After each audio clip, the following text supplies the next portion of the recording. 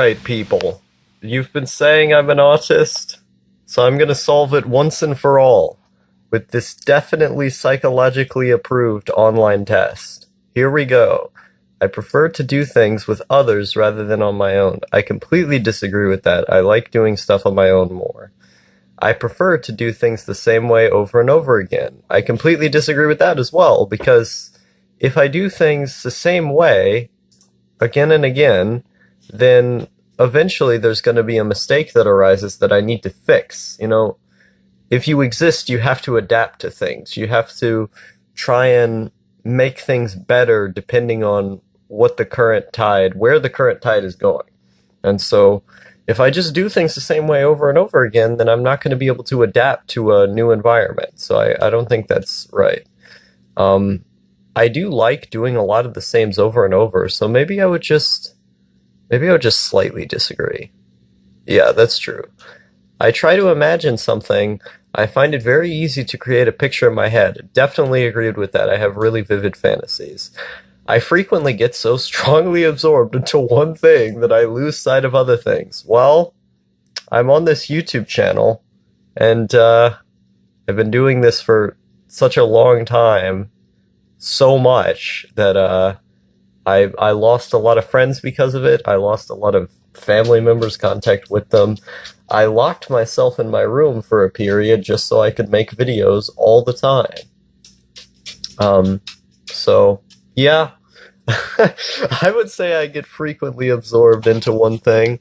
Now, when I was a kid, I would watch the same movies over and over again. Like, I would sometimes watch them multiple times in a day. I would just keep watching them again and again.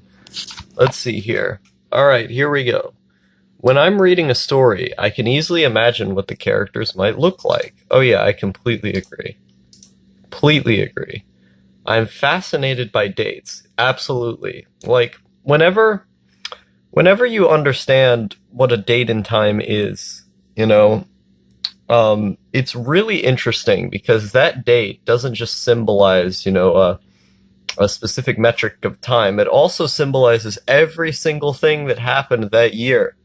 And if we understand all of the stuff that happened that year, then we can get a glimpse into what culture was like at the time. Because I think people, they tend to view things based on individual stuff, but really everything is connected. Everything has a reaction to another thing, and everything is a reaction to another thing.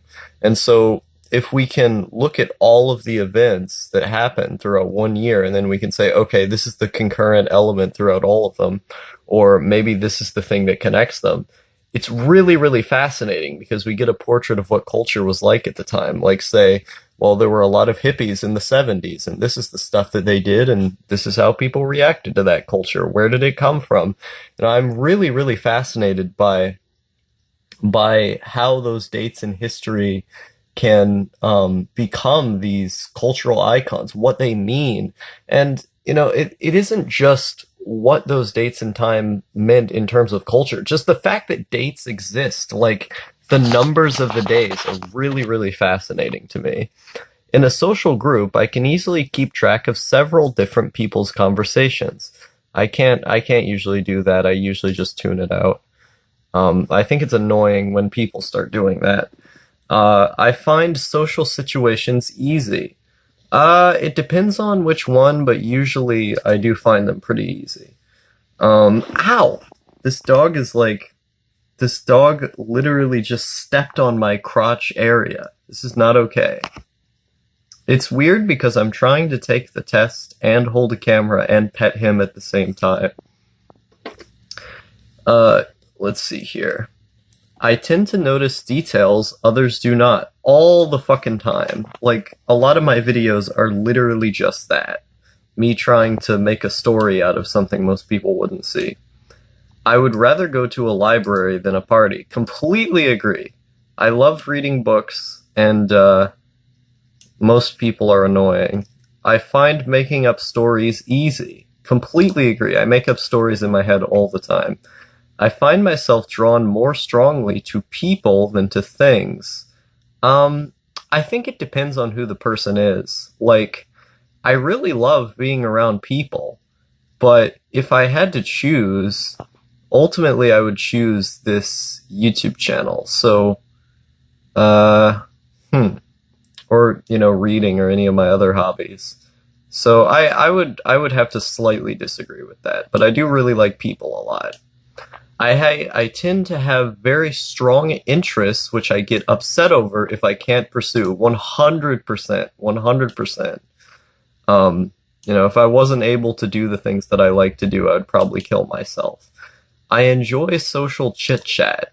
Yeah, I would agree with that pretty strongly. Social chit chat's fun. I'm fascinated by numbers. Totally agree. I have dyscalculia, which is a basically it's like a developmental disorder that makes it to where you can't see and interpret numbers properly, or have trouble with arithmetic in general.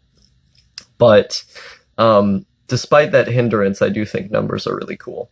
When I talk, it isn't always easy for others to get a word in edgewise. Yeah, that's true. I go on really long rants, and I have to apologize for it a lot because people won't be able to say their piece because I talk for so long. When I'm reading a story, I find it difficult to work out the character's intentions. I totally disagree with that. Usually the characters are pretty easy to understand. I don't particularly enjoy reading fiction. I totally disagree with that. Fiction's great. I find it hard to make new friends. I think it depends on the situation. Generally speaking, it's pretty easy, but that's on the internet, and IRL is different.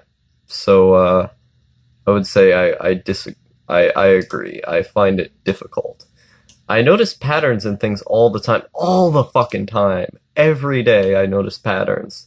That's why I'm always talking about like the through line by which each culture is connected throughout history. I want to talk about how history has affected things over time because I see a connection in all of it. I see the patterns. Like my video on No Thank Yous videos, I just explained the pattern of YouTube's history in that video because that's how I think. That's how I see the world. I would rather go to a theater than a museum. Yeah, because movies are cool. I mean, if it was like a very specific museum, I would like to go there more. So I would say slightly agree. Some of these questions are a bit too broad. It does not upset me if my daily routine is disturbed. I don't really have a routine. This is a tough question because I don't have a routine. I don't usually do. I mean, I do some of the same things each day, but I do them at completely different times. So, I mean, I disturb my own routine. So, yeah, I would say it doesn't upset me too much. I frequently find that I don't know how to keep a conversation going. Yeah, that's true. It happens to me literally every day. I find it easy to read between the lines when someone is talking to me. Well, it depends on the person. If I know them really well, sure, but usually, no, I don't really know how to do that. I usually, I usually concentrate more on the whole picture rather than small details. Well, it depends on the picture. I can't just sit here and say, oh, all the time I think about it this way. But I would say I usually focus on the whole picture. I'm not very good at remembering phone numbers. I'm not very good at remembering anything. I don't usually notice changes in a situation or person's appearance. I would say that's not true. If someone's acting different, I can usually tell. But I just don't know how to interpret it. Like, I know something's wrong, but I won't know how to interpret it. Let's see. I know how to tell if someone is listening to me is getting bored. Well, I just always think people who are listening to me are getting bored. So I would say I don't know how to tell. I find it easy to do more than one thing at once. No, I don't like doing that. When I talk on the phone, I'm not sure when it's my turn to speak all the fucking time, man. I enjoy doing things spontaneously. Totally agree. I'm often the last to understand the point of the joke. All the fucking time, I don't understand jokes that people make. And then people will call me out for it and they'll say, oh, how did you not get it? It was a joke. I don't fucking understand it. If there is an interruption, I can switch back to what I was doing very quickly. Um, Sometimes, most of the time, yeah, most of the time I would say I can do that. I am good at social chit chat. Well, define good. How, what metric are we going by? I think I'm okay at it. So I'd have to slightly disagree. People often tell me that I keep going on about the same thing all the time, so I strongly agree. When I was young, I used to enjoy playing games involving pretending with other children. I didn't speak to other children. I like to collect information about categories of things, e.g., of cars, birds, or plants. Absolutely agree. I have a huge archive on my computer of just information about stuff. I find it difficult to imagine what it would be like to be someone else. Hmm. I think it depends on the person. Like, if I have enough information, I can usually understand, but I don't always fully understand. Like, I don't know what it is to walk in somebody else's shoes, but I can kind of get the logical reasons to why they are if they're explained to me. So I would agree with that. It is pretty difficult for me sometimes. I like to carefully plan any activities I participate in. Well, it depends on what the activity is. Does it need planning or, I if it's just a social activity or something like that, I'm gonna want to know who's there. I'm gonna want to know what I should say because I don't want to make any mistakes. So I don't usually like following a plan. I just like going out and doing things. But if it's with other people, I'll have a plan in my own head that I won't tell anyone about. So I would slightly agree with that. I enjoy social occasions. Not particularly. Depends on who it's with. I find it difficult to work out other people's intentions. No, not really.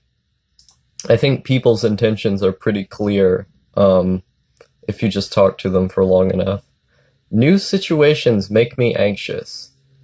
I it depends on what the new situation is. These are such weird questions. Um, Generally speaking, I would say no. I enjoy meeting new people. Uh, yeah, meeting new people can be pretty fun. I am a good diplomat. Strongly agree. I like to peacemake with people, and I like to try and get everyone to sit down and talk with each other. I am not very good at remembering people's date of birth. Yeah, I forget them all the time, and I get shit for it.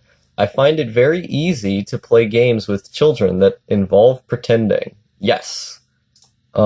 Each time I've played with like my sister's friends or somebody like that, I've always been able to make them laugh, but I can't make most people my own age laugh. I find it easy to work out what someone is thinking or feeling just by looking at their face. Um, yeah, usually. Usually it's not so hard. Let's see, did I miss any other questions? Because it looks like I missed something here. It says current scoring currently unavailable. See below. What the fuck? They can't score the test? Maybe I missed a dot. I'm just gonna keep scrolling up because I could have easily missed one of them, but I don't remember doing that. The scoring system might just be broken at the moment. Is it not working? Come on, man. Come on. Well, that was the autism test. This video is entirely useless. Oh, due to the age of the code powering calculation required for the test, it no longer works. We are coding a more modern version that will be available shortly. Manual calculation of the score is available by following the instructions at the bottom of the test. What the fuck? What? What? How did I not see this? How did I not see it? What? Boy. Boy. Okay. I have to manually calculate this goddamn test. What the fuck? Oh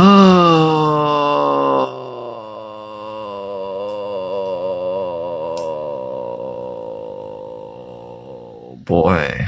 Here we go. Follow what instructions? It says to follow the instructions at the bottom of the test, and I see no instructions. What the hell? Come on. Give me something? How to score. Okay. It has this. Okay, definitely agree or slightly agree to questions 2 and definitely disagree. Oh, it scores 1 point for autism.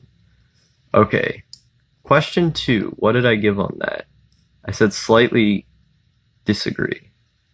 So that's not 1 point. Then slightly agree or definitely agree on number 1.